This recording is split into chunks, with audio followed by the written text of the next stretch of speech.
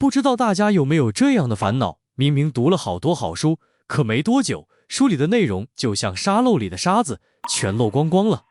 别人问起这本书好在哪里，自己也支支吾吾，讲不出个所以然。看到很棒的观点，感觉似曾相识，却怎么也想不起是在哪本书里见过。读了一堆书，可好像从来没真正派上用场过，真的好心累。亲爱的朋友们，欢迎来到听世界，一个关于财富自由与个人成长书籍分享的频道。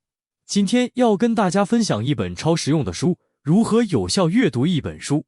到底怎样才能在读完书后扎扎实实学到知识，真正有所收获呢？又该如何把书里的知识转化成属于自己的智慧？有没有想过，平常那种走马观花式的读书，搞不好跟没读过根本没差别。这本书的作者奥野宣之就是来拯救我们的。他毕业于日本同志社大学新闻学专业，后来在出版社和报社工作。因为工作需要，他常常要处理整理大量信息，也因此读了海量的书。他把笔记本当成超级法宝，还详细记录下使用笔记本的方法。这些记录整理成书出版后，累计销量超过50万册，他也因此被称为笔记本作家，超厉害有没有？在这本书里，他把记笔记的方法巧妙运用到读书上，分享了一套超独特、超实用又超高效的读书法。从选书、购书、读书到活用书，每个环节都讲得超详细。他提倡有目的性的选书，让读书从一开始就充满主动性，用笔记管理读书生活，让书里的精华和自己的感想相互碰撞，交相辉映，最后还要反复重读，整理归档，真正把书里的知识消化吸收，灵活运用到生活中，这样好书才不算白读。咱们先从选书说起，大家平常都是怎么挑自己想读的书呢？是不是看到读书达人分享的书单，觉得好像都很厉害，就想一股脑全买回来？或者在网上冲浪时，看到某个公众号发的书评，觉得这本书好像对自己有用，立刻就心动下单？又或者刷到视频博主引用书里的一段话，突然有了原来如此的感觉，也想去读读这本书？再不然，生活中突然冒出个念头，像运动对人到底有啥好处？做事总是拖延，要怎么学时间管理？但其实别人推荐的书单不一定适合自己，搞不好里面好多书根本提不起兴趣。那些碎片信息和突然冒出的念头也都没经过仔细思考。所以一定要先搞清楚自己想通过阅读解决什么问题，或者想深入了解哪个领域。要是不想清楚就冲动下单，很可能买了书就以为自己读过了，但其实根本没读进去。作者可不赞成盲目跟风读别人的书单，他觉得读者应该根据自己的判断和需求选书。那怎么找到自己的需求呢？作者建议从选书阶段就要开始做笔记，明确阅读目的，这样才能有针对性的挑书。平常生活中突然冒出的想法、学习计划、感兴趣的方向，都可以记在笔记本里。看到精彩的书评，最好打印出来贴上去，然后把这些碎片信息整理成购书清单，写在笔记本最后一页，方便随时补充。购书清单要写上书名、作者和出版社，因为很多书名很相似，容易搞混，有些名著还会有不同出版社出版，品质也不一样。有人可能觉得用智能清单很方便，在购书网站直接加入购物车，或者在书籍评论网站点想读就行，但这样太方便了，结果就是清单越来越长，几个月就能超过100本。刚开始列清单时，最好还是手写，这样能更仔细的筛选，还能加深对书名和作者的印象。清单做好后，可以先去网上查查这本书的基本信息，看看有没有在卖，有没有折扣。现在网购很方便，但作者建议，如果有条件，最好去实体书店买书。在书店可以先随便翻翻内容，看看是不是真的感兴趣，还能感受下封面质感。而且书店同类型的书都摆在一起，不仅能了解自己想买的书，还可能发现其他相关好书，甚至形成主题阅读。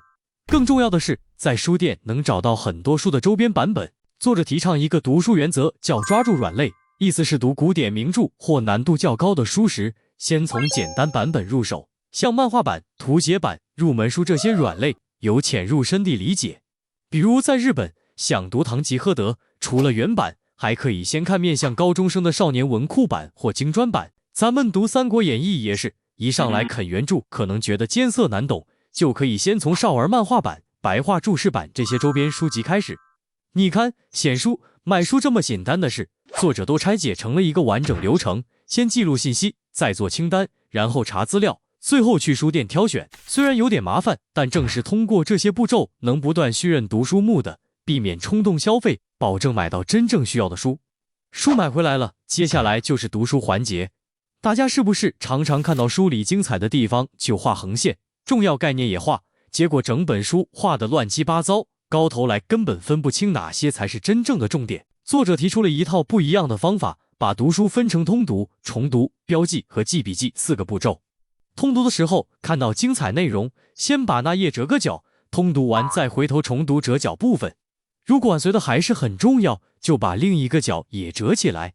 重读完所有双折角页面，再决定哪些内容值得划线标记，这样就能避免到处乱画，做到读书时专心读，做记号时才动笔。划线也有讲究哦，用圆圈圈出重要专有名词、关键词，普通直线画重要部分，波浪线表示非常重要，以后能运用的内容。画完线再把这些重点读一遍，如果还是觉得很有价值，就可以抄到笔记本上，并写下自己的感想。作者还提醒，做笔记要尽量简单。很多人喜欢分门别类，看不同类型的书，用不同笔记本，但这样反而增加了做笔记的难度。比如怪诞心理学，既涉及商议，又和心理学有关，到底该写在哪个本子上？操作越麻烦，就越容易放弃。所以作者建议用信息一元化的方法，把所有内容按时间顺序记在同一个笔记本里，有想法就写，不用考虑分类。做笔记时，摘抄完内容一定要写下真实感想。作者把这种方法叫葱尾火锅式笔记法。就像葱尾火锅里金枪鱼，摘抄内容和大葱自己的感想缺一不可。为了区分，摘抄用圆圈表示，感想用五角星，而且摘抄和感想交替进行，这样能在印象深刻的时候及时记录想法。用这个方法做笔记有3点要注意。第一，摘抄要保持原汁原味，不要随便简写省略，不然以后读笔记时容易看不懂。第二，感想不用追求完美，一开始不知道写什么，就先写个好棒、太厉害了之类的，慢慢再展开。第三，如果对某个内容完全没感觉，产生不了共鸣，就别摘抄，不然读再多遍也写不出感想。有人可能觉得抄了也不一定记得住，但其实抄写的过程已经让我们主动和书产生了互动，能记住某些关键点和启发，而不是被动接受知识。如果是因为别人的推荐或书评才想读这本书，作者建议读书过程中先不要看书评，等读完书、写完笔记后再看，这样做笔记时不会受他人观点影响。做完笔记再看书评，可以从不同角度重新审视自己的读书体验，发现和别人观点的差异，还能把新想法补充到笔记里。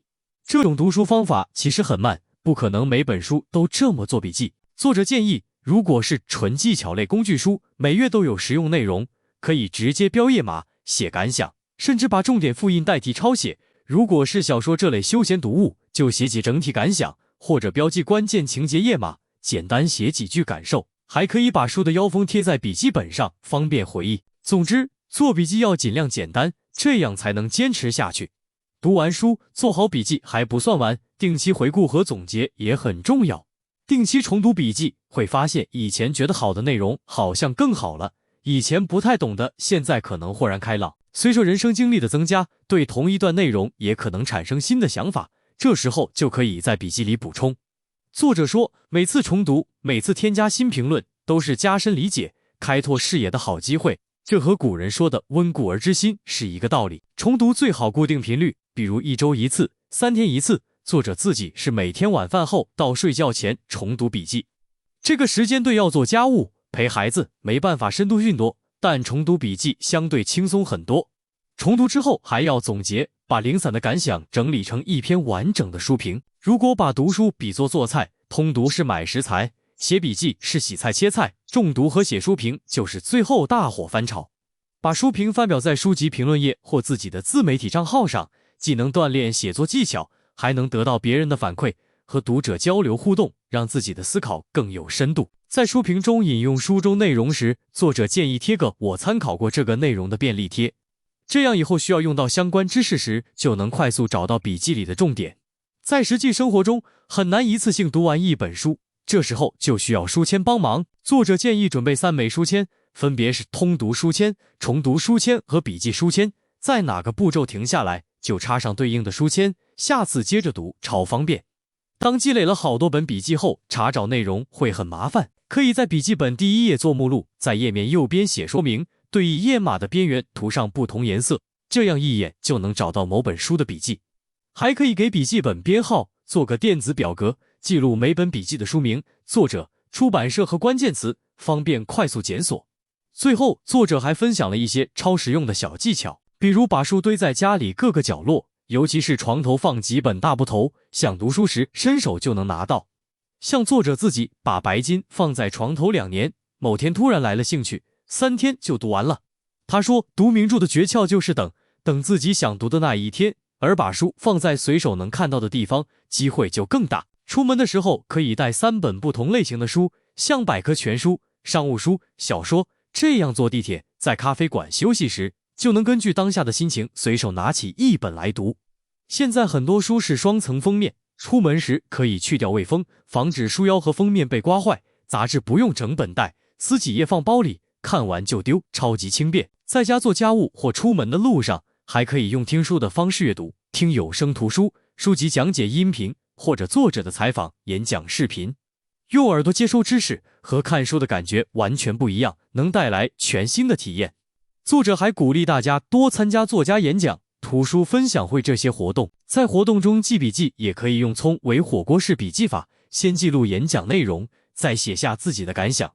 另外，准备一支自己超喜欢的钢笔记笔记，不仅写起来流畅，还很有仪式感。保养钢笔的过程也超级治愈，能让读书变得更有趣。在这个追求速度的时代，到处都在教我们如何快速阅读，有各种工具帮我们快速记录信息。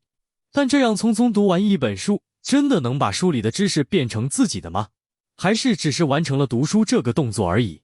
作者分享的这套方法下的是慢功夫，让我们把书读厚、读深、读透。希望大家听完这些方法后，能找到属于自己的读书节奏，从书中收获满满的人生感悟。好了，今天的分享就到这里喽。如果对你有启发，记得动动你们的发财的小手，点个赞哟。我们下期的听世界不见不散。